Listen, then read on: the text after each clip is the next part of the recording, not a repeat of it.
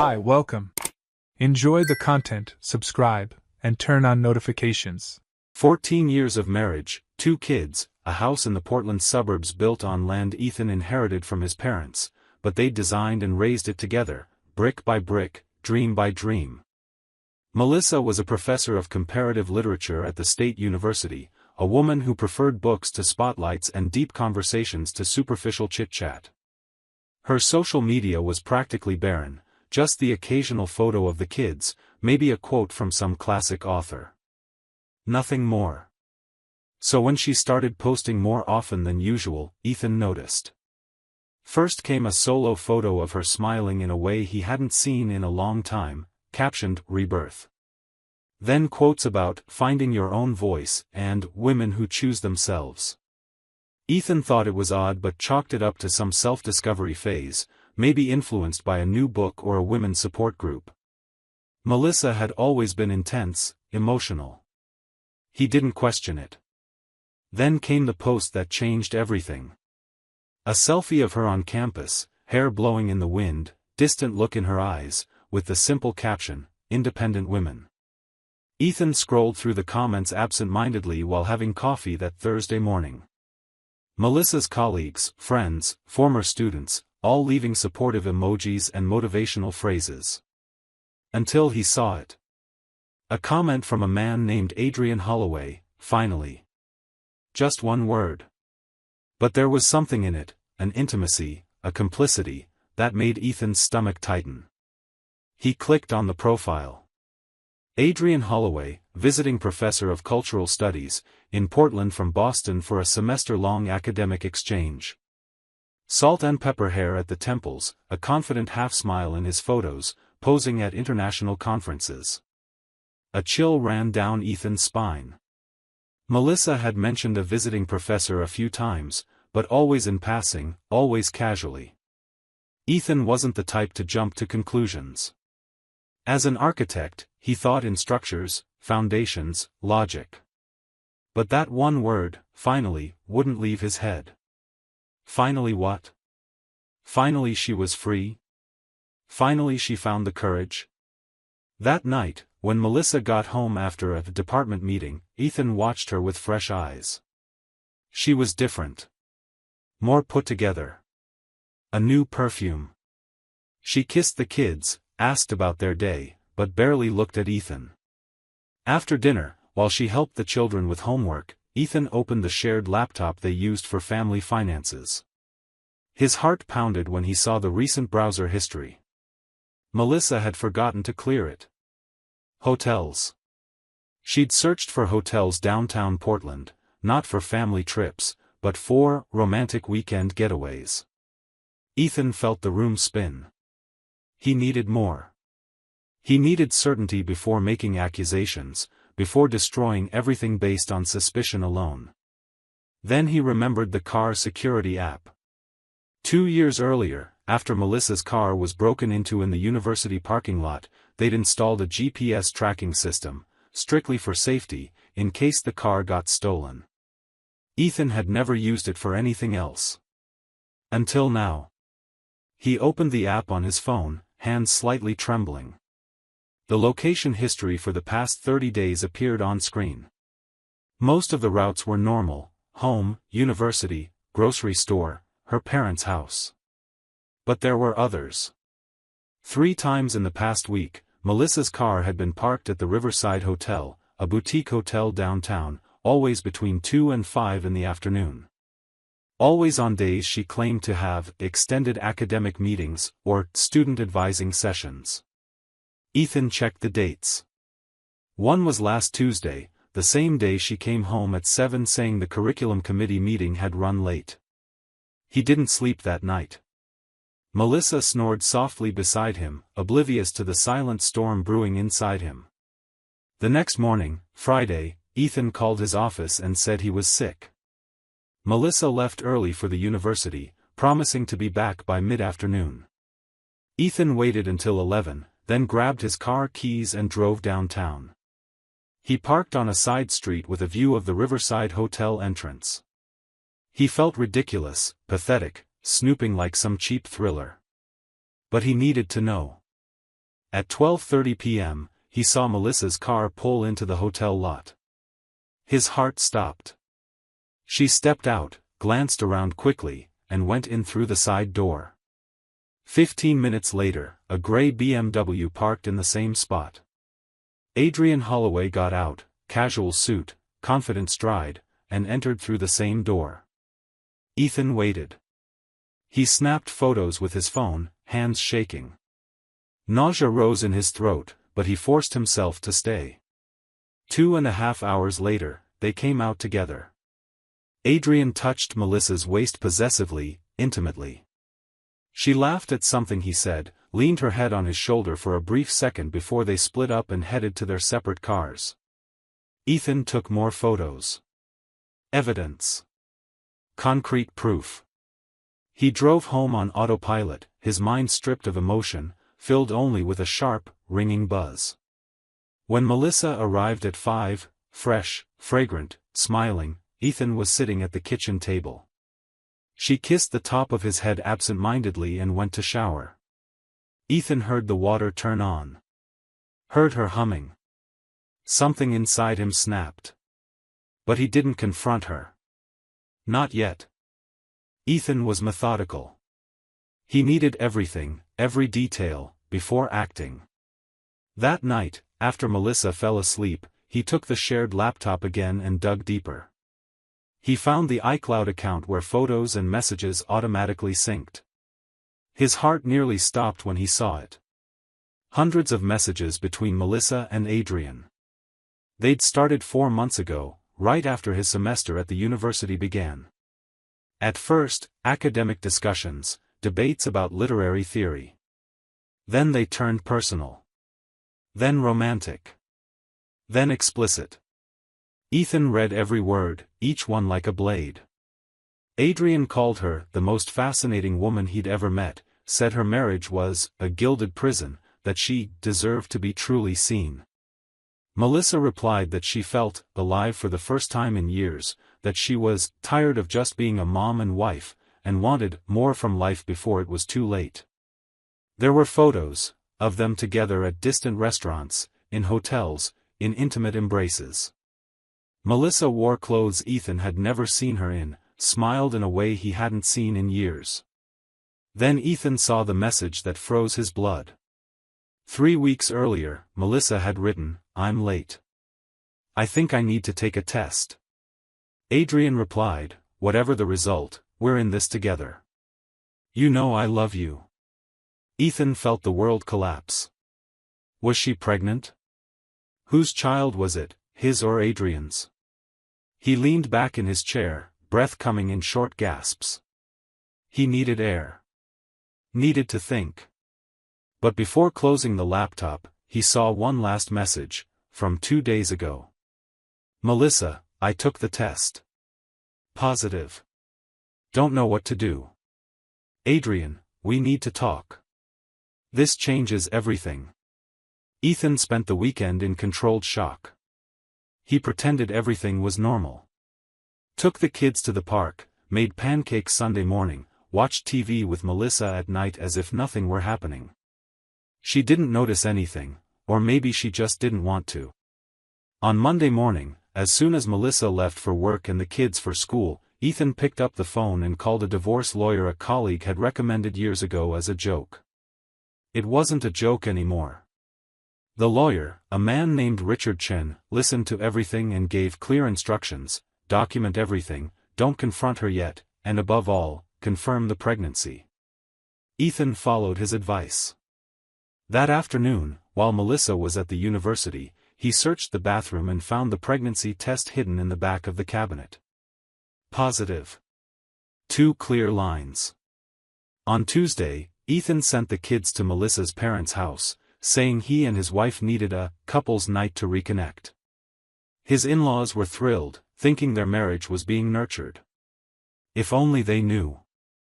Ethan prepared a simple dinner at home: pasta, wine for himself, juice for her. Melissa arrived at 7, surprised by the set table and lit candles. "What's this?" she asked, smiling warily. "We need to talk," Ethan said, his voice calm and controlled. She sat down, still confused. Ethan opened the laptop and turned the screen toward her. The messages with Adrian were right there, open, undeniable. Melissa's face went white instantly. Ethan, She started, but he raised his hand. No. Let me speak first. His voice sounded strangely steady, as if it belonged to someone else. Ethan placed printed photos on the table, one by one. Melissa and Adrian entering the hotel. Leaving together. Embracing at a restaurant in Beaverton. She covered her mouth with her hand, tears filling her eyes. How long? Ethan asked. Silence. How long, Melissa? She flinched. 4 months, she whispered.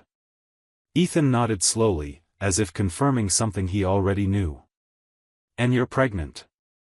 It wasn't a question. It was a statement.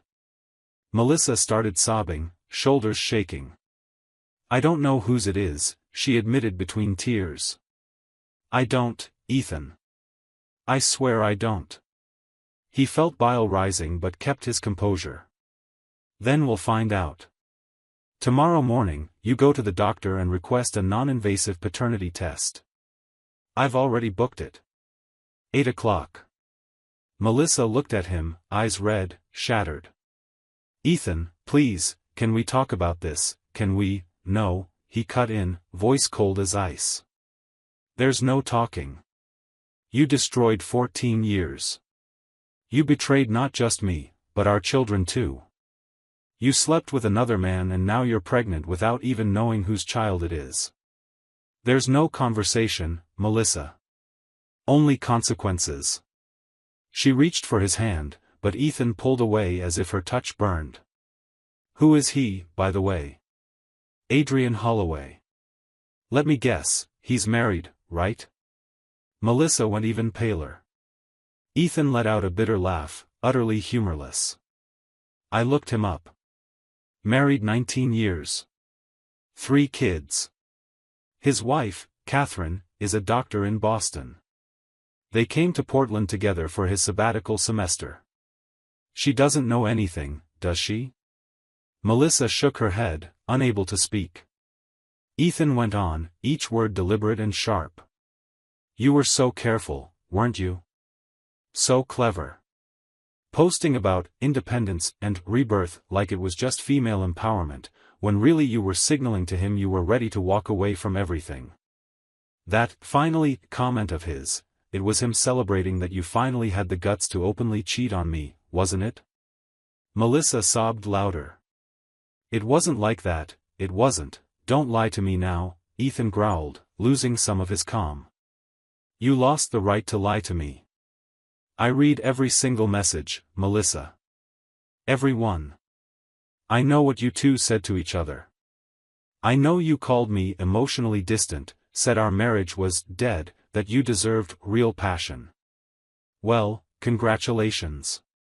You got it. And now you'll pay the price. He slid an envelope across the table. Melissa opened it with shaking hands. Divorce papers. She looked at Ethan, stunned. You already filed? Not yet, Ethan replied. But I will. Tomorrow, after the paternity test. My lawyer, Richard Chen, already has everything ready. You'll sign, or this will get a lot uglier and more public than it needs to be. Melissa stood up, desperate. Ethan, please, the kids, think of the kids, I think about them, he shouted, finally losing control. I think about them every day. Did you think about them when you were screwing Adrian in a hotel room? When you were planning to destroy this family? Melissa stepped back, frightened.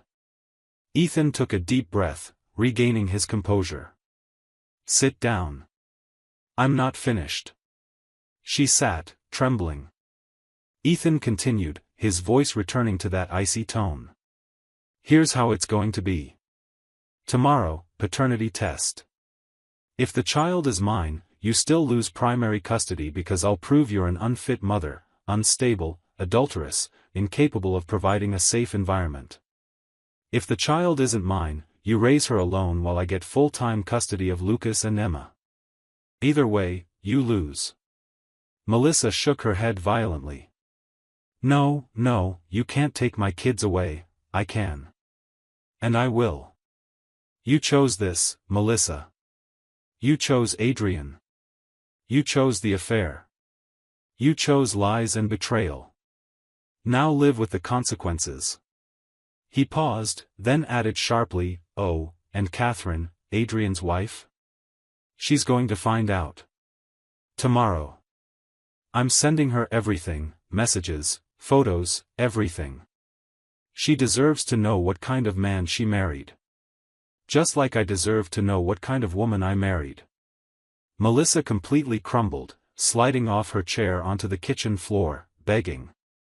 Ethan, please, don't do this, please, I love you, it was a mistake, I was confused, you don't love me, Ethan said, looking at her without a trace of pity. You love the idea of the security I represent. You love the house, the stable life, the kids. But you don't love me. And I certainly don't love you anymore.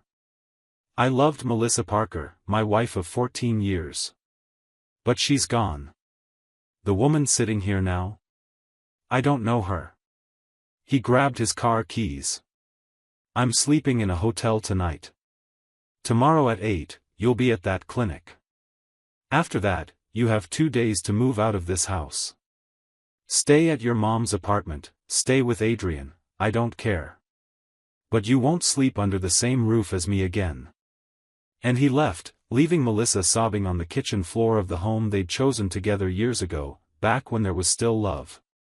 The non-invasive paternity test took 10 days to come back. They were the longest 10 days of Ethan's life. Melissa moved into a small rented apartment on the other side of town.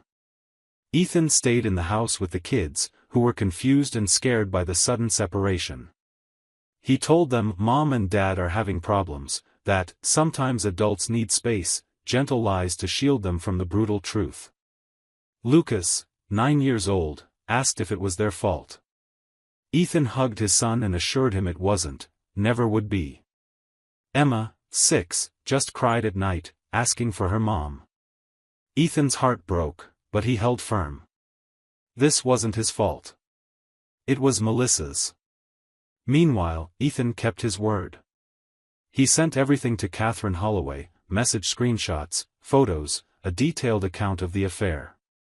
The response came the next day. Catherine called, voice-controlled but clearly furious, thanking him for his honesty. She confirmed she had no idea, Adrian had come to Portland for a unique academic opportunity, and she'd stayed in Boston because she couldn't leave the hospital. 2 weeks later, through university contacts, Ethan learned Adrian had been abruptly called back to Boston, their visiting professor contract terminated due to personal matters. Catherine had also filed for divorce. Adrian lost everything, his marriage, academic position, reputation. Melissa tried calling him dozens of times. He blocked her number. The test results arrived on a cold November Tuesday. Ethan opened the envelope alone in his office.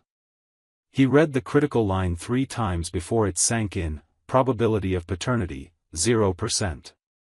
The child wasn't his. Ethan didn't know whether to feel relief or devastation. Maybe both. He called Richard Chen, who immediately sped up the divorce process. With proof of infidelity, an illegitimate child, and witnesses confirming Melissa's emotional instability, Ethan secured primary custody of Lucas and Emma. Melissa would get supervised visits twice a month. The house stayed with Ethan, it was in his name, inherited from his parents. The asset division heavily favored him, given the verified betrayal and abandonment on her part. The divorce was finalized in March, 6 months after the initial discovery. Melissa, now visibly pregnant, showed up to the final hearing alone, no Adrian, no support, just her and the baby growing inside her. Ethan saw her and felt nothing. Not anger, not pain, not satisfaction. Just emptiness where love used to be. When the judge declared the marriage dissolved, Melissa started crying silently. Ethan signed the papers, thanked his lawyer, and walked out without looking back. Outside the courthouse, the sun shone brightly. Spring was coming. Time for new beginnings. Life went on. Ethan focused on his kids, his career, rebuilding. Lucas and Emma slowly adjusted to their new reality. Melissa gave birth to a daughter in June, alone, without Adrian, without full family support. Her parents were ashamed, her friends drifted away once the story got out. The university didn't renew her contract after the scandal, though officially it was budget cuts. Everyone knew the truth. She landed a part-time job at a community college, earning a third of what she used to make, raising alone a daughter who looked at her with Adrian Holloway's eyes. 3 years passed. Ethan sat in a downtown Portland cafe on a Saturday morning, reviewing blueprints for a new project, when he saw Melissa walk in. She was with her young daughter, now almost 3, curly brown hair, curious eyes. Melissa looked tired, older, dressed simply, hair in a messy bun. She saw him and froze. For a moment, their eyes met. Ethan saw it all there: regret, shame, deep sorrow. He gave a slight nod, polite acknowledgement, nothing more. Melissa seemed about to approach, but something in his expression stopped her. She grabbed her coffee and left quickly, her daughter chattering innocently beside her. Ethan returned to his blueprints. He thought of Lucas and Emma, now 12 and 9, healthy, stable, loved. He thought of Sarah, the kind landscape architect he'd been seeing for a few months, whom the kids already liked. He thought of the life he'd rebuilt from the wreckage Melissa left behind. It wasn't the life he'd planned 14 years ago when he said, "I do," at the altar. But it was his life. Authentic, honest, free from lies.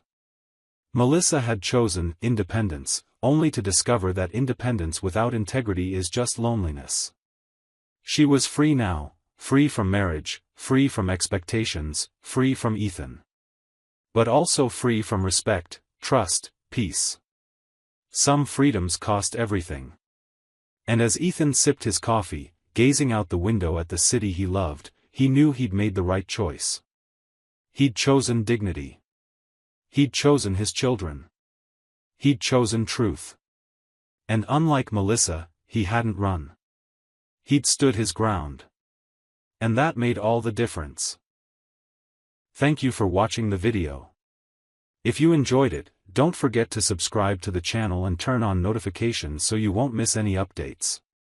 See you next time.